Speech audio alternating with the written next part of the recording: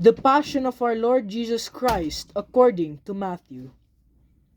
One of the 12, who was called Judas Iscariot, went to the chief priests and said, "What are you willing to give me if I hand him over to you?" They paid him in 30 pieces of silver, and from that time on he looked for an opportunity to hand him over.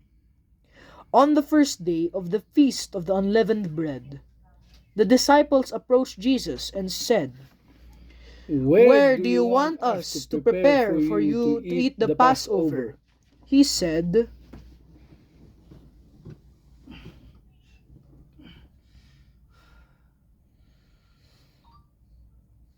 Okay na. Ditoy. The disciples then did as Jesus had ordered, and prepared the Passover. When it was evening, he reclined at the table with the 12.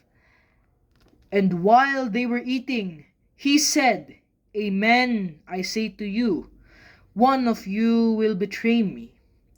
Deeply distressed at this, they began to say to him, one after the other, "Surely it is not I, Lord."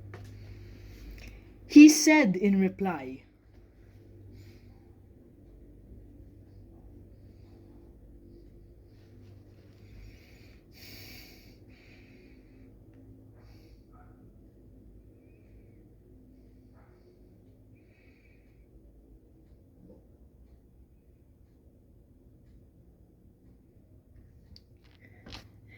Then Judas, his betrayer, said in reply, "Surely it is not I, Rabbi." He answered, "Have you said so?" While they were eating, Jesus took bread, said the blessing, broke it, and giving it to his disciples, said, Then he took a cup, gave thanks, and gave it to them, saying,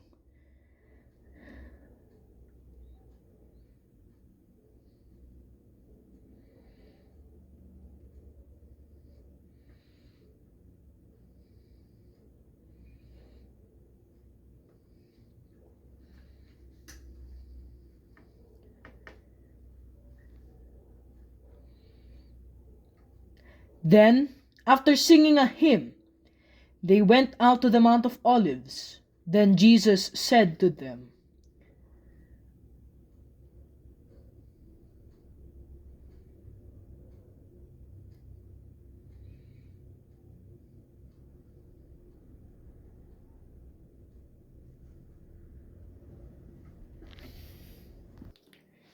Peter said to him in reply, "Though all may have their faith in you shaken, mine will never be." Jesus said to him,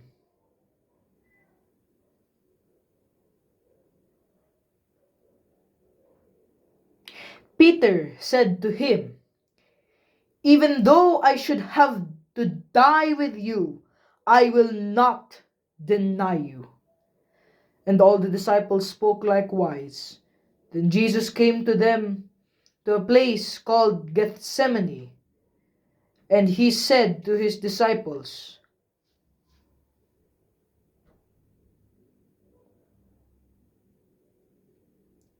He took along Peter and the two sons of Zebedee, and began to feel sorrow and distress.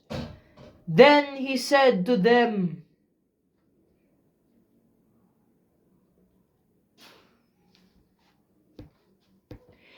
He advanced a little and fell prostrate in prayer, saying,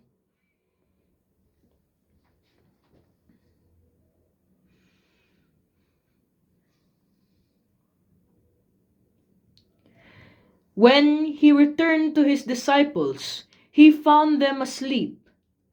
He said to Peter,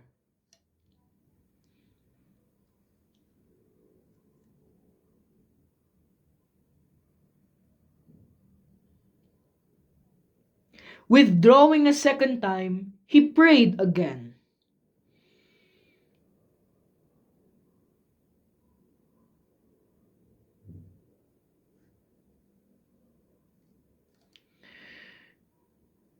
Then he returned once more and found them asleep, for they could not keep their eyes open. He left them and withdrew again and prayed a third time, saying the same thing again. Then he returned to his disciples and said to them,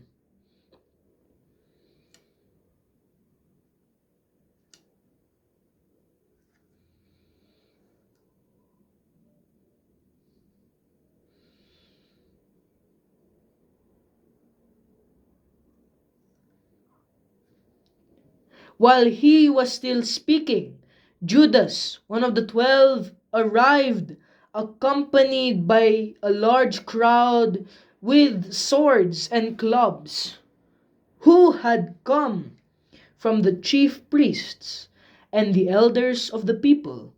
His betrayer had arranged a sign with them, saying, "The man I shall kiss is the one. Arrest him." Immediately he went over to Jesus and said, "Hail, Rabbi," and kissed him. Jesus answered him. Then stepping forward, they laid hands on Jesus and arrested him. And behold, one of those who accompanied Jesus put his hand to his sword, drew it, and struck the high priest's servant, cutting off his ear. Then Jesus said to him,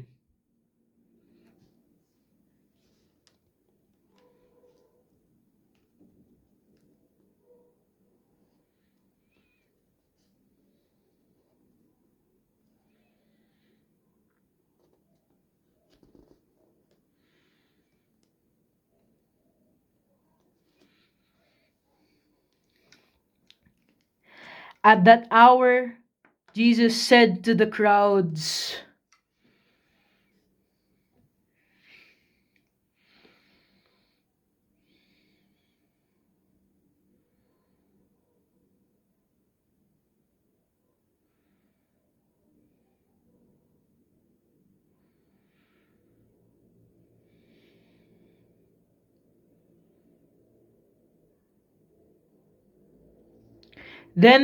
all the disciples left him and fled.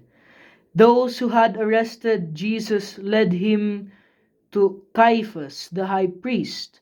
There the scribes and the elders were assembled. Peter was following him at a distance, as far as the high priest's courtyard. And going inside, he sat down with the servants to see the outcome.